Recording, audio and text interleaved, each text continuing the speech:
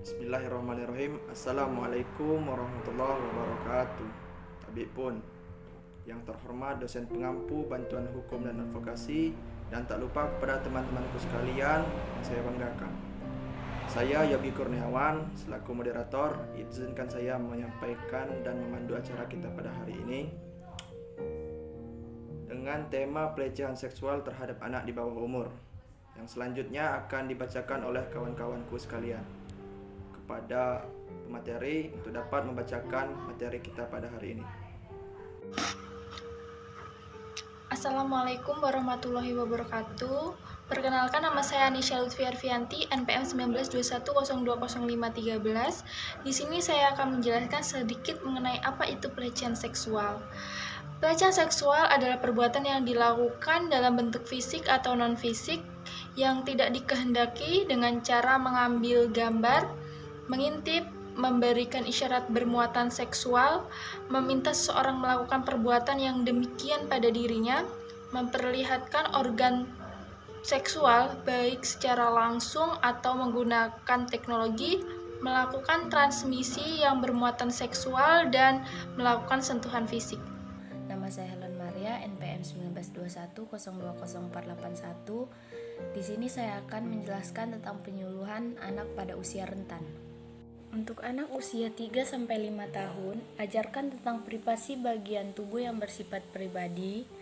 Mulailah ajari untuk tidur terpisah dengan si kecil. Berikan pengertian tentang sentuhan salah yang harus dihindari, seperti bagian yang boleh disentuh dan tidak boleh disentuh.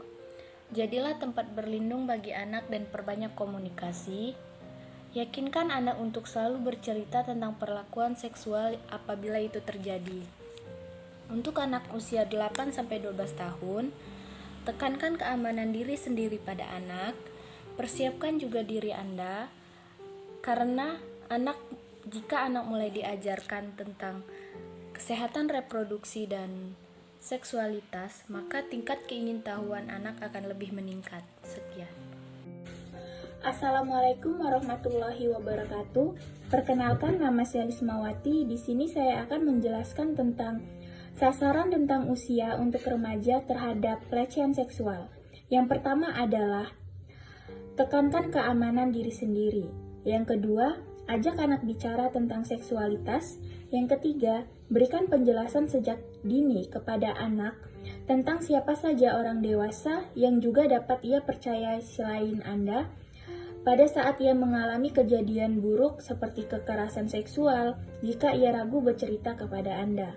Keempat adalah arahkan anak untuk mengikuti kegiatan-kegiatan positif, khususnya yang memberi pengetahuan dan informasi seputar kesehatan reproduksi dan seksualitas. Misal, keterlibatan aktif anak pada PIK-R atau Pusat Informasi dan Konseling Remaja. Assalamualaikum warahmatullahi wabarakatuh. Perkenalkan, nama saya Rosalina. Di sini saya akan menjelaskan langkah-langkah yang bisa dilakukan untuk mencegah terjadinya kekerasan seksual pada anak. Yang pertama, tanamkan rasa malu sejak dini dan ajarkan si kecil untuk tidak membuka baju di tempat terbuka. Juga tidak buang air kecil selain di kamar mandi.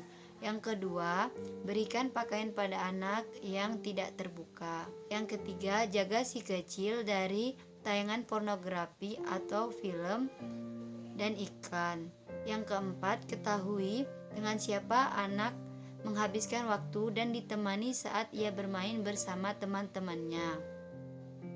Jika tidak memungkinkan, maka seringlah memantau kondisi mereka secara berkala. Perkenalkan, nama saya Samsul Muarif, NPM 1921020044. Baik, di sini saya akan melanjutkan materi tentang pelecehan seksual terhadap anak di bawah umur. Ada banyak cara untuk kita agar anak tidak menyimpang dan terjerumus terhadap pelecehan seksual. Yang pertama, jangan membiarkan anak menghabiskan waktu di tempat-tempat terpencil dengan orang dewasa lain atau anak laki-laki yang lebih tua. Dan jika menggunakan pengasuh, ketahuilah latar belakang pengasuh tersebut. Pilihlah dengan yang Anda kenal dengan baik Atau jika Anda belum terkenal dengan baik, rencanakan untuk mengunjungi pengasuh anak Anda tanpa pemberitahuan terlebih dahulu. Lalu, beritahu anak agar jangan berbicara, menerima pemberian, dan diajak orang asing. Dan terakhir, dukung anak jika ia menolak dipeluk atau dicium seseorang. Walaupun masih berkeluarga, Anda bisa menjelaskan kepada orang tersebut bahwa anak saya sedang tidak mood. Perkenalkan, nama saya Sari Subdat, NPM 1921020476. Baik, di sini saya akan meneruskan penjelasan dari saudara Arif.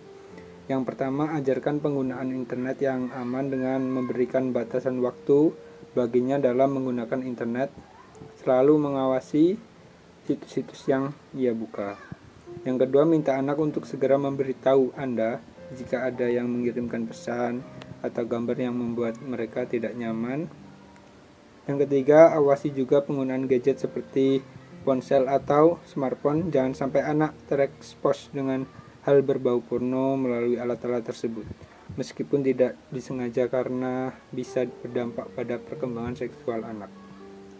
Yang keempat, memberi pendidikan kesehatan reproduksi dan seksualitas pada anak sejak dini, mengajarkan pendidikan kesehatan reproduksi dan seksualitas, serta memberikan informasi terkait upaya pelecehan seksual pada anak.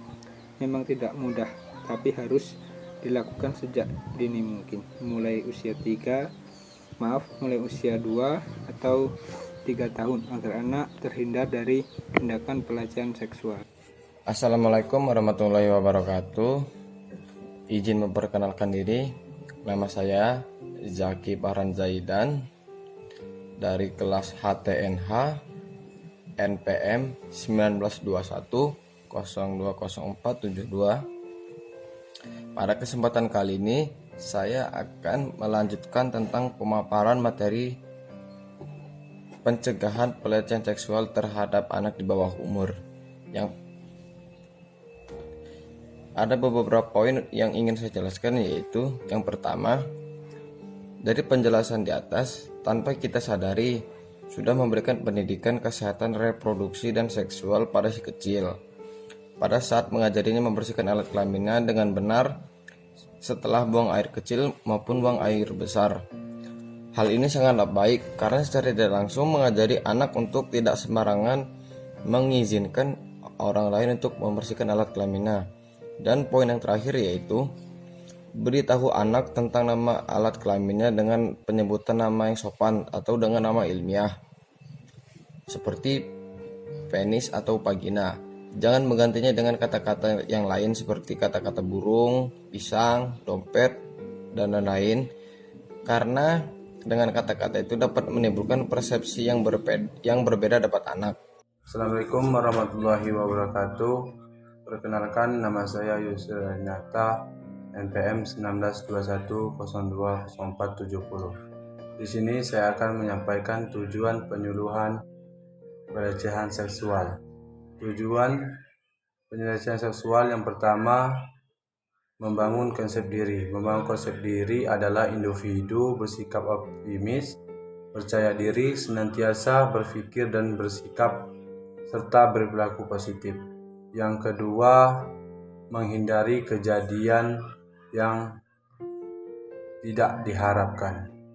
Baiklah, materi yang selanjutnya yakni berkaitan tentang dasar hukum.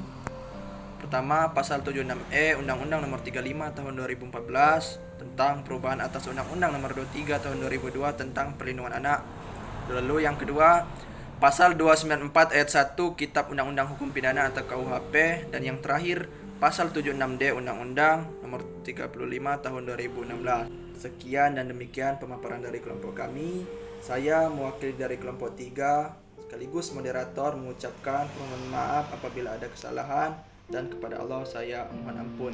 Saya ucapkan terima kasih. Wassalamualaikum warahmatullahi wabarakatuh.